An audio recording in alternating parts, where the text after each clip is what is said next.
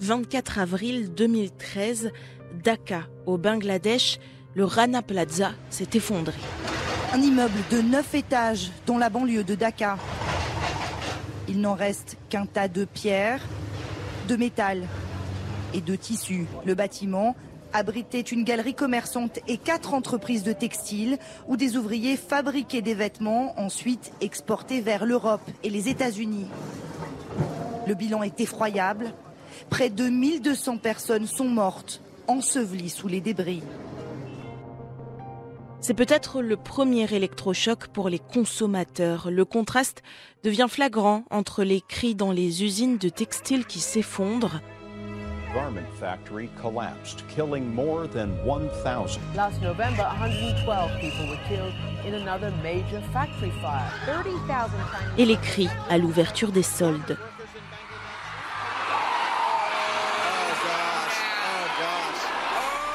Le secteur de la mode emploie environ 75 millions de personnes à travers le monde et les conséquences sociales sont lourdes. Exploitation des enfants, exploitation des femmes, salaires précaires et conditions de travail indécentes. Exemple en Chine sur France 24. Les ouvriers teignent des vêtements. Les jeans sont imprégnés de colorants chimiques et sont manipulés à main nue. Pas de masque de protection à côté de ces énormes machines à laver pleine de détergents. Bien sûr qu'il y a de la pollution, mais comment dire, quand on travaille dans ce métier, on s'en accommode. Il y a des problèmes respiratoires liés à la pollution. Vous pouvez le constater, l'air n'est pas bon. Les multinationales sous-traitent dans des pays pauvres, généralement des pays du Sud, où la main-d'œuvre est moins chère et où les réglementations sur l'usage des produits chimiques n'est pas toujours en place. Majdoline Zbaï, sociologue spécialiste de l'environnement et de la mode, sur France Culture. Le modèle économique de l'industrie de la mode, mais comme d'autres industries de biens manufacturiers, de biens de consommation, est fondé sur le fait de produire toujours plus, vendre toujours plus, consommer toujours plus et jeter toujours plus. Donc son réussite est fondée sur le fait qu'on achète tout le temps. Cette transformation, ce volume de fabrication et cette rapidité est allée de pair avec une réorganisation de la façon dont on fabrique les produits de mode. Aujourd'hui, on a les sièges sociaux, le marketing, la communication qui est la conception des collections qui est dans des pays du Nord et on a la fabrication qui se fait pour l'essentiel, pour 70% des vêtements achetés dans l'Hexagone, en Asie du Sud-Est. Et donc on ne maîtrise plus aussi les conditions de fabrication. D'ailleurs, on y consacre un budget et des marges très faibles, c'est-à-dire que le budget d'un vêtement, dans le budget d'un vêtement, c'est 4% pour l'usine de fabrication et 0,6% pour le travailleur. Ça augmente un peu, mais globalement, les derniers chiffres, c'est ce qu'ils disaient.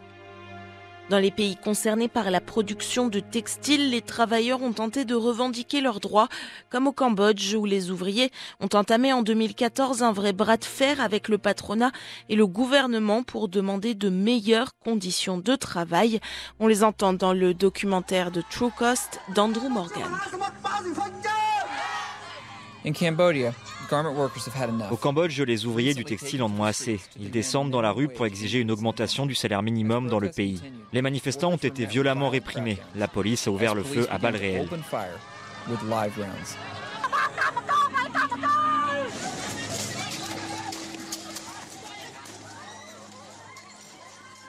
La mode au détriment des êtres humains et de la planète, avec un nouveau nom, la fast fashion.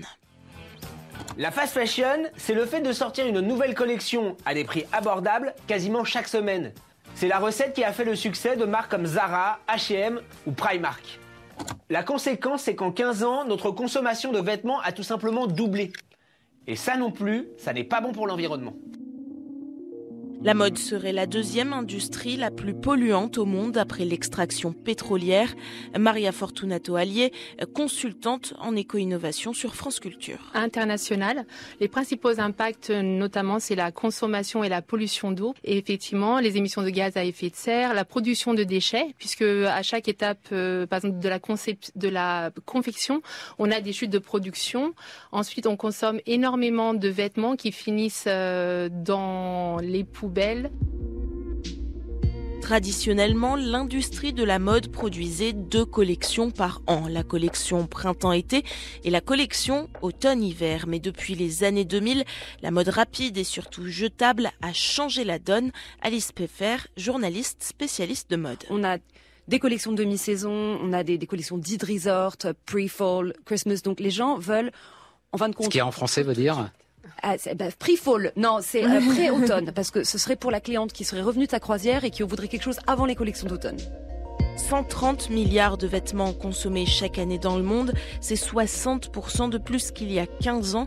1,2 milliard de tonnes de gaz à effet de serre émis chaque année par l'industrie du textile.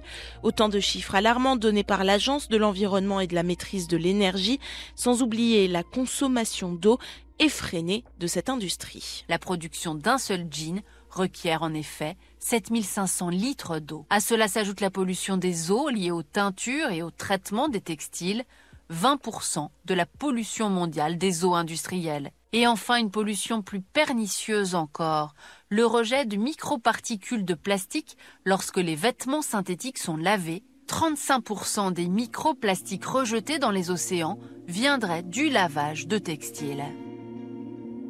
Aujourd'hui, les multinationales du textile promettent une mode plus consciente, plus écolo, des meilleures conditions de travail dans les usines. Difficile de savoir s'il s'agit d'un coup de com' ou de réelles intentions. Des initiatives plus individuelles fleurissent aussi. Les fripes, les magasins vintage et de seconde main, mais aussi la revente et le recyclage de vêtements pour éviter le gaspillage. Autant de modèles pour proposer peut-être une autre mode plus responsable et plus humaine.